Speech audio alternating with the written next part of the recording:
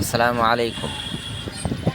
আমাদের গাড়ির চাকাগুলো যখন পাংচার হবে অথবা গাড়ির চাকাগুলো পরিবর্তন করব, তখন আমরা সেখান থেকেই করব না।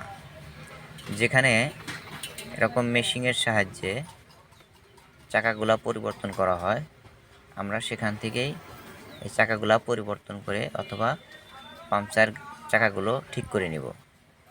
দেখা যায় যে টিউবলের চাকাগুলো যখন আমরা হাতের সাহায্যে হাতুড়ি দিয়ে বাইরে বাইরে খোলার যে সিস্টেমটা ওইরকমভাবে যদি খুলি, দেখা যায় যে চাকার মুড়িগুলো নষ্ট হয়ে যায় এবং আপনার চাকার রিংটাও আপনার কি হয়ে যাবে, টিউবলেসটা পরবর্তীতে থাকবে না, রিংটা সাইড মিস্টেক হয়ে যাবে।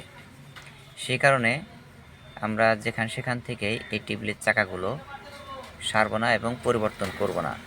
এখানে দেখেন কত সুন্দরভাবে আমাদের কাইম ভাই বেলকুচিতে যদি চাকা সরাতে চান, কাইম ভাই এখান থেকে নিয়ে সরাতে পারবেন অনেক সুন্দরভাবে।